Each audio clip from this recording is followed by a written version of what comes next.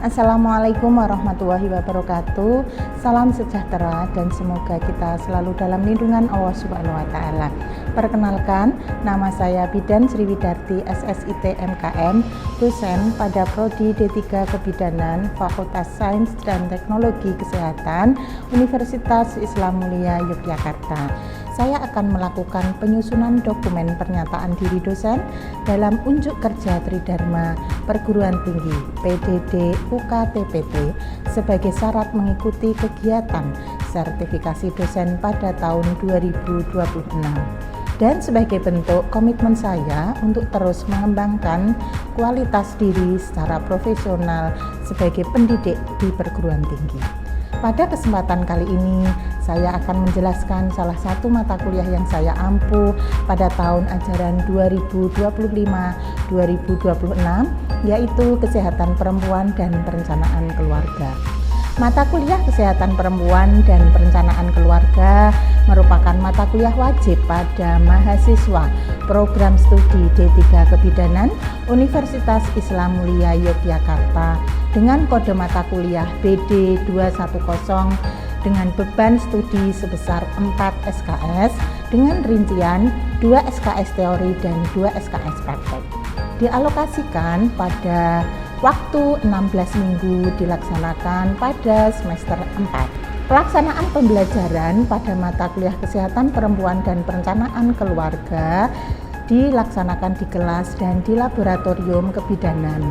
Diskusi interaktif, studi kasus, dan presentasi dilakukan di kelas. Sedangkan demonstrasi dan bedside teaching dilaksanakan di laboratorium kebidanan dan tempat praktek fasilitas layanan kesehatan. Pembelajaran teori disampaikan dengan metode ceramah dan tanya jawab dengan harapan mahasiswa dapat memahami dan memperoleh materi secara luas. Pembelajaran studi kasus dengan cara memberikan skenario kasus semu pada mahasiswa. Harapannya, mahasiswa mampu mengaplikasikan kasus teori, menganalisa fenomena dan hal pengkajian data, menyimpulkan diagnosa dan masalah, serta menyimpulkan tindakan yang akan dilakukan sesuai kasus yang ada. Pembelajaran praktikum disampaikan dengan metode role play dan simulation. Dosen akan memperagakan langkah-langkah kegiatan pada mata kuliah Kesehatan Perempuan dan Perencanaan Keluarga. Menggunakan pantom diharapkan mahasiswa mempunyai gambaran yang nyata dan lebih mudah dipelajari. Setelah demonstrasi, mahasiswa diharapkan berlatih dan mempraktekkan langkah-langkah kesehatan perempuan dan perencanaan keluarga pada pantom dan mengacu pada modul praktikum kesehatan perempuan dan perencanaan keluarga yang sudah dilengkapi dengan checklist. Kegiatan praktikum juga dilakukan melalui pembelajaran klinik baik di rumah sakit, di puskesmas, ataupun di fasilitas layanan kesehatan lainnya di bawah bimbingan CI dan dosen. Pembelajaran di klinik akan memberikan kesempatan kepada mahasiswa untuk menerapkan ilmu yang dipelajari di kelas dan di laboratorium pada keadaan yang sesungguhnya. Penilaian hasil belajar pada mata kuliah ini dilakukan pembobotan pada masing-masing unsur, yaitu mulai dari kehadiran kuis tugas masing-masing sebesar 5%, UTS dan UAS masing-masing 30%, proyek praktikum 25% dan presentasi 5%. Sistem penilaian ini sebelumnya sudah disampaikan pada awal perkuliahan dan tertuang dalam kontrak perkuliahan. Hasil penilaian mahasiswa bisa diakses secara langsung pada aplikasi Siaka. Adapun deskripsi mata kuliah Kesehatan Perempuan dan Perencanaan Keluarga yaitu membahas konsep kesehatan perempuan sepanjang siklus kehidupan, lifestyle approach, kesehatan reproduksi perempuan, gender dan hak reproduksi, masalah kesehatan. Selanjutnya juga ada pelayanan keluarga berencana, kontrasepsi, konseling KB, kesehatan seksual, dan pelayanan prakonsepsi, infertilitas dasar, pelayanan kesehatan reproduksi pada kelompok rentan, serta implementasi pelayanan kebidanan berbasis bukti, promosi kesehatan, pemberdayaan keluarga, nilai-nilai rahmatan lil alamin, dan etika profesi. Adapun capaian pembelajaran lulusan atau CPL Prodi meliputi CPL 4, yaitu mampu memberikan pelayanan kesehatan perempuan dan keluarga berencana secara komprehensif sesuai kewenangan bidan. Capaian pembelajaran pada mata kuliah ini diharapkan antara lain CPMK 6, mahasiswa mampu menjelaskan berbagai metode kontrasepsi. CPMK 7, mahasiswa mampu melakukan pemilihan kontrasepsi berbagai metode. CPMK 8, mahasiswa mampu menjelaskan pelayanan KB pasca persalinan dan pasca keguguran. Adapun pokok bahasan pada mata kuliah ini meliputi 24 pokok bahasan yang tertuang pada RPS Kesehatan Perempuan dan Perencanaan Keluarga. Referensi belajar yang dipakai yaitu textbook Kesehatan Perempuan dan Perencanaan Keluarga 10 tahun terakhir, modul praktikum, jurnal penelitian, serta video pembelajaran. Untuk topik utama pada kali ini akan membahas tentang kontrasepsi hormonal. Materi ini sangat penting karena sebagai bidan harus mengetahui secara langsung dan bisa memberikan konseling kepada pasien tentang kontrasepsi hormonal. Adapun capaian pembelajaran mata kuliah ini mampu menjelaskan pelayanan kontrasepsi dengan berbagai metode, khususnya kontrasepsi hormonal. Materi ini adalah pertemuan ke-13 dan terlampir pada RPS. Metode pembelajaran pada topik ini adalah contextual instruction dalam bentuk ceramah tanya jawab, studi kasus, dan refleksi serta umpan balik. Baik, berikut adalah video proses pembelajaran pada mata kuliah Kesehatan Perempuan dan Perencanaan Keluarga pada materi pertemuan ke-13 yakni kontrasepsi hormonal. Mari kita simak. Assalamualaikum warahmatullahi wabarakatuh. Waalaikumsalam warahmatullahi wabarakatuh. Selamat siang semuanya. Siang Ibu. Gimana kabarnya hari ini? Alhamdulillah baik. Sehat ya? Sehat. Bertemu kembali pada pelajaran mata kuliah Ibu yaitu Kesehatan Perempuan dan Perencanaan Keluarga ya. Ini materi pada hari ini yaitu topiknya KB hormonal. Begitu ya. Tapi sebelumnya saya absen dulu ya. Silakan teman-teman buka HP-nya, buka silakannya, silakan di foto barengnya.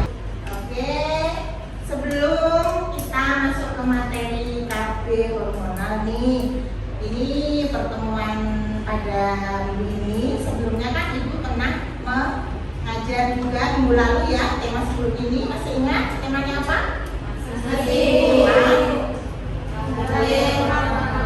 KB non hormonal ya. Yuk, siapa yang bisa menjawab pertanyaan Ibu? Siapa yang masih ingat pertemuan sebelumnya membahas mengenai KB non hormonal? Tunjuk jari. Siapa yang bisa menjawab pertanyaan Ibu? Siapa yang masih ingat pertemuan sebelumnya membahas mengenai KB non hormonal? Tunjuk jari. Coba cerita KB non hormonal itu kira-kira KB-nya apa saja? Jadi kan kemarin bahasnya KB non hormonal ya Bu. Untuk KB non hormonal sendiri yang pertama tadi ada MAM atau metode alimentasi, terus ada kondom, setelah itu ada metode reversal dan metode AMD. Oke, good. Dalamnya yaitu tadi ada KB apa? Kalender, KB mal, KB fotos interruptus, KB kondom, suhu basah, dan masih ada lagi yang lainnya. Nah, untuk saat ini adalah kita mempelajari tentang KB hormonal. Kan, yuk siapa yang pernah membaca tentang KB hormonal? Oke, terima, silakan. KB hormonal adalah KB yang mengandung hormon. Ada yang mengandung hormon? Oke, good, tapi masih belum lengkap. Siapa lagi yang mau menjawab? Oke, Mbak Rizka. KB hormonal adalah KB yang mengandung hormon estrogen dan progesteron, yaitu seperti pil dan KB. Oke, dan kakek suntik ya masuk ke KB hormonal ya. Oke, baik, kita akan ulas ya walaupun tadi belum lengkap, tidak apa-apa, tapi sudah masuk ke materi juga. Jadi nanti kita akan bahas aktif hormonal itu apa saja. Baik teman-teman semuanya, ini adalah tujuan pembelajaran pada materi siang hari ini. Jadi harapannya setelah kita belajar mengenai kandung hormonal, mahasiswa diharapkan mampu memahami, mengidentifikasi dan menjelaskan berbagai macam metode pelayanan kontrasepsi, khususnya adalah KB hormonal. Kemudian harapannya saat besok jadi bidan, teman-teman semua juga bisa memberikan pelayanan. Nah, saat praktek bisa memberikan pelayanan kontrasepsi khususnya KB hormonal ini. Hormonal itu meliputi apa saja tadi sudah dibahas sedikit, bahwa ada KB contek, ada KB pel, ada KB IUD yang khusus hormon, kemudian ada KB implan. Begitu ya, itu adalah tujuan pembelajaran hari ini.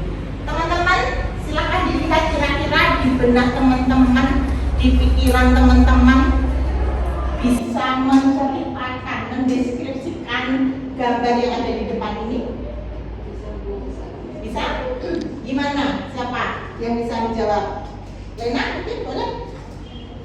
Kalau dilihat dari gambar itu terlihat ibu-ibu kerepotan ya Bu. Setelah dia mempunyai anak, dia tetap harus bekerja.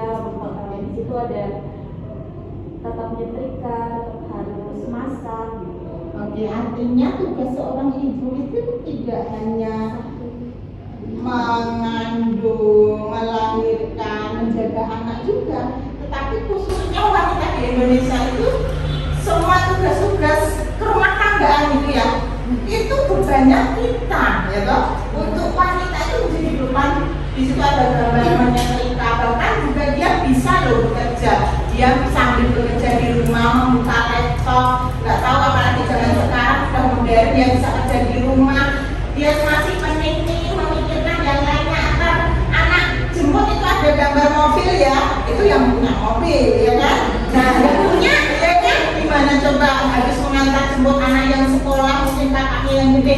Nah, dengan melihat seperti itu, kita kira-kira pusing nggak sih jadi ibu? Pusing. Ya. Nah, kenapa kita perlu KB itu mengantisipasi yang tadi gambar yang sebelumnya, biar tidak mesti kita harus memplanning, merencanakan jumlah anak agar apa? Ya, dengan direncanakan, di-planning dengan menggunakan KB, maka harapannya apa sih? Kira-kira? Nanti jarak anak satu laki-laki bisa diatur. Iya betul. Jadi betul. Jadi anaknya tidak terlalu banyak, tidak tambah pikiran juga, ya kan? Tidak tambah pekerjaan juga, ya akhirnya pusing tadi. Ya, sehingga pentingnya KB. Nah, KB itu apa? Usaha mengatur jumlah anak kelahiran agar apa? Tidak menimbulkan kerugian. Kerugiannya baik secara langsung, ya kan, terutama pada ibunya, bagi bayi juga, bagi keluarganya, bahkan masyarakat. Nah, kemudian, nah, karena itu butuh uang ya. Nah, mekanisme kerja khususnya pada hormonal ini adalah bisa menekan ovulasi, juga menjadi semakin kental kalau dia menggunakan kandung hormonal, sehingga apa? Sperma sulit masuk. Karena apa? Lebih servisnya jadi mengganggu.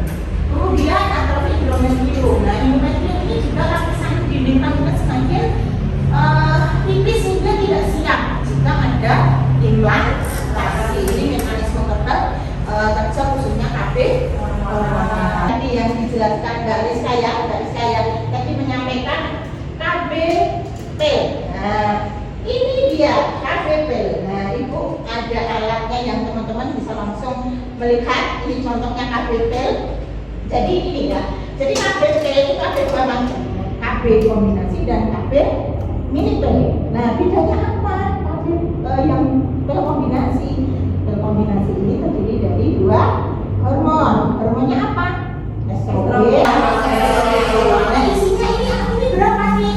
Nah, tersedia 21 tablet pel yang aktif. Artinya aktif itu mengandung hormon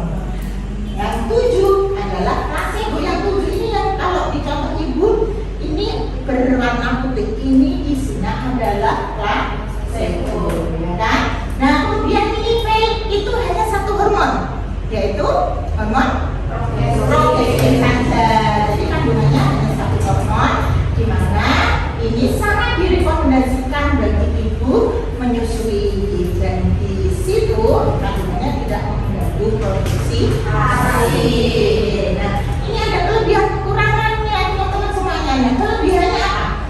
Bisa mengurangi nyeri head. Ya, jadi bagi teman-teman nih besok kalau misalnya sudah berumah tangga, sudah jadi ibu ya, selama ini misalnya headnya kok mengalami nyeri atau disebut dengan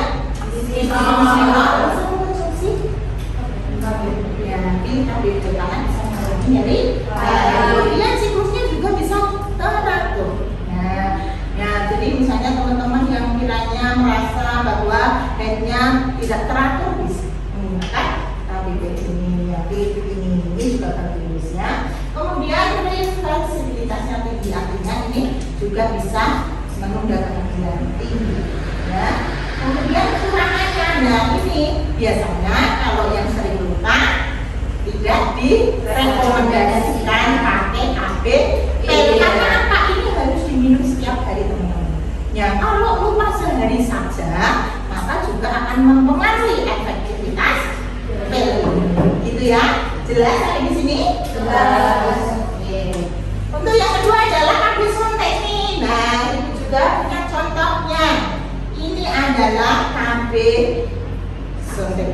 Nah, jadi di sini ini saya bawa contohnya yang khusus 3 bulan. Namanya adalah sontek DMPA atau disebut dengan depo-progestin hidroksiprogesteron. Nah, isinya berapa? 50 ml. Nah, ini dia. Nah, KB sontek itu juga ada 2 macam teman-teman. Nah, apa saja?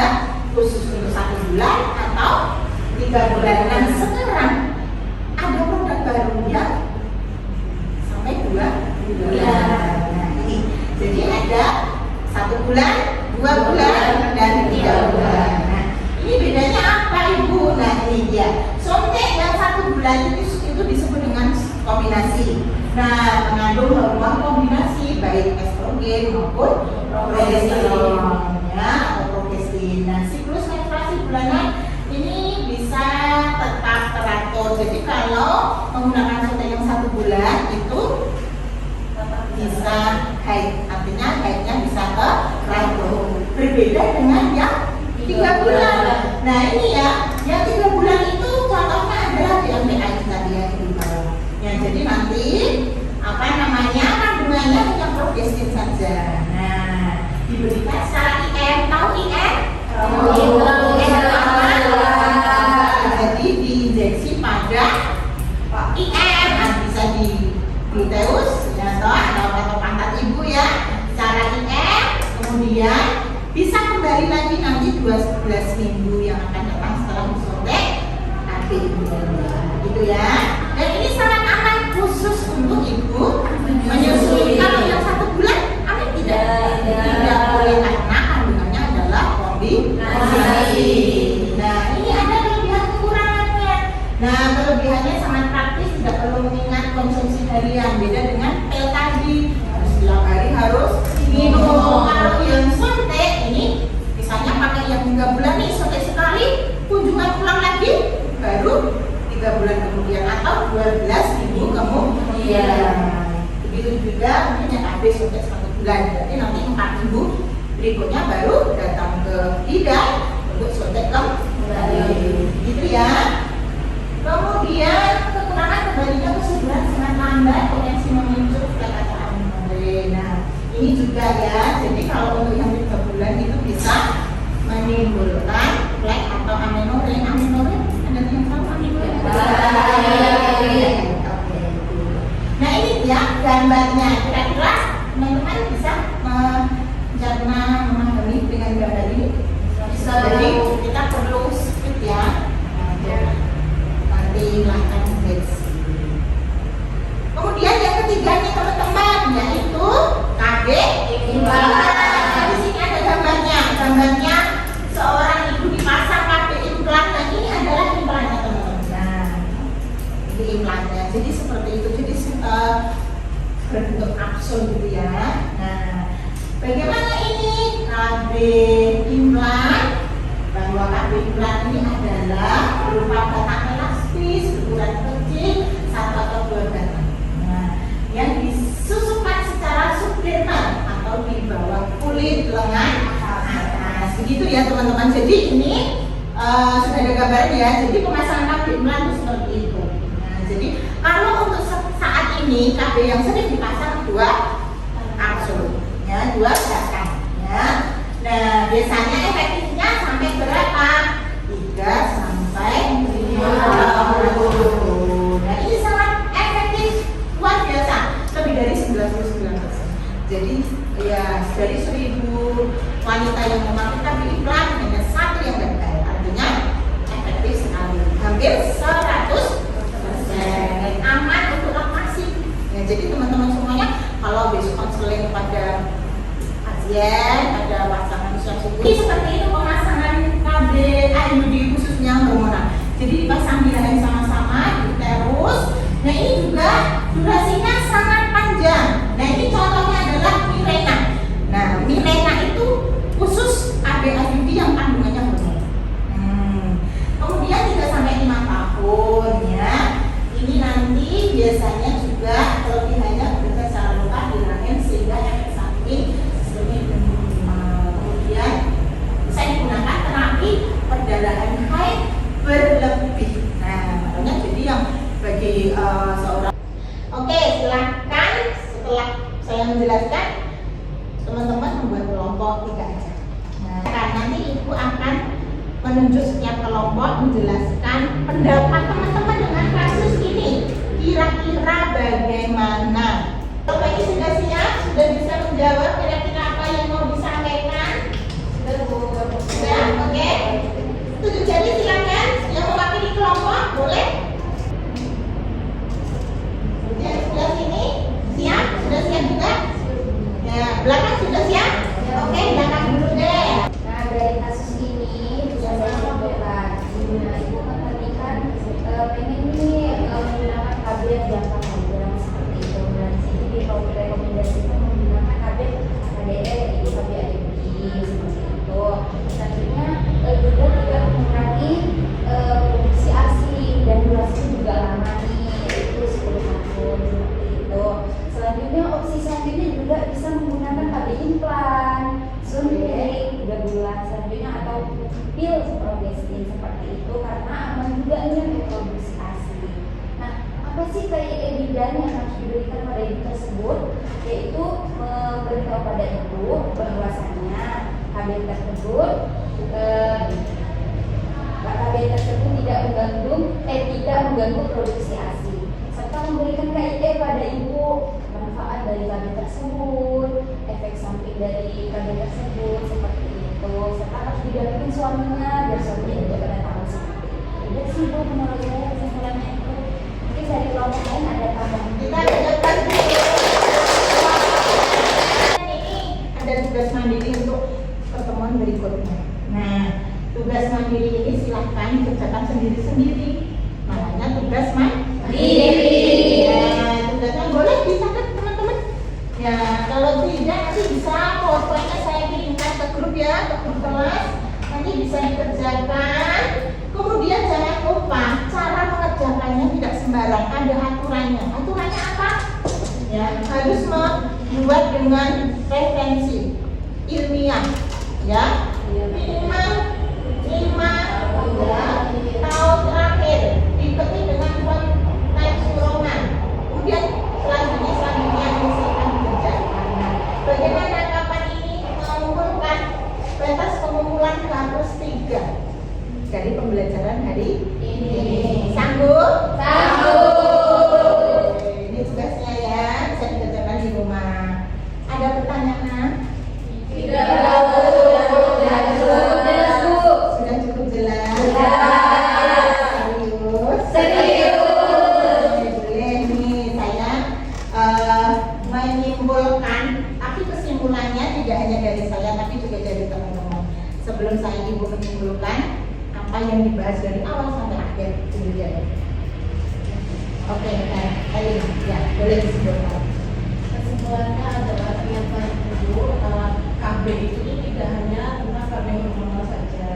Tanggal minggu lalu kita belajar tentang KB non hormonal. Nah itu bisa digunakan untuk ibu-ibu yang punya masalah, misalnya dia nggak mau ada tadi contohnya soalnya ada mempengaruhi ASI atau enggak, kita bisa jelaskan ke pasien. Terus kita sebagai mahasiswa pidana dan juga nanti calon bidan bisa tahu gitu untuk mempromosikan bahwa KB itu tuh ada sesuai yang diinginkan oleh pasien. Oke, cukup. Benar. Oke, mau menambahi apa yang dari Mbak Elina? Oh boleh, Mbak Elena ya. Oke. Jadi KB hormonal itu juga ada beberapa kekurangan dan kelebihan. Salah satu kekurangannya bisa saja mempengaruhi berat badan, tapi ada banyak kelebihannya juga. Salah satunya ya seperti tadi dijelaskan untuk memakai jarak kehamilan, bahkan yang hanya mengandung progestin itu aman sekali untuk ibu menyusui seperti yang tadi Mbak Elina sudah jelaskan. Cukup. Oke, Bu. Dia yang disimpulkan teman-teman sudah good, benar. Nah, jadi tadi yang kita bahas itu dari awal adalah khususon adalah KB hormonal, yang namanya KB hormonal itu terdiri dari KB, IUD atau KDR yang khusus hormonal, yang tadi dicocokkan itu adalah mereknya Mirena. Yang kedua ada KB Sontek terdiri dari 1 bulan dan 3 bulan. Selanjutnya adalah KB selanjutnya ada KB Oke, ada kurang lebih 4 KB yang dimana ini adalah ilmu yang kita serap pada hari ini. Ya, semoga bermanfaat ilmu yang kita berbareng-bareng diskusikan ya di siang hari ini. Lain kesempatan nanti kita bisa bertemu kembali di materi berikutnya ya. Ya, oke. Kalau tidak ada pertanyaan, saya kira pertemuan pada hari ini saya cukup sekian. Terima kasih banyak ya teman-teman sudah bisa hadir semuanya, tidak ada yang izin, tidak ada yang sakit, alhamdulillah. Maka kita tutup dengan doa bersama-sama. Silakan teman-teman menurut agama dan kepercayaannya masing-masing kita berdoa bareng-bareng. Berdoa selesai, kita tutup dengan bacaan hamdalah sama-sama teman-teman. Alhamdulillahirabbil alamin. Saya akhiri pertemuan Ibu. Selamat siang. Assalamualaikum warahmatullahi wabarakatuh. Waalaikumsalam warahmatullahi wabarakatuh. Terima kasih, Bu. Sekian video proses pembelajaran untuk mata kuliah Kesehatan Perempuan dan Perencanaan Keluarga pada program studi D3 Kebidanan Universitas Islam Mulia Yogyakarta. Pada video ini digunakan sebagai salah satu syarat penyusunan dokumen pernyataan diri dosen dalam unjuk kerja Tridharma Perguruan Tinggi atau PDD UKT-PT.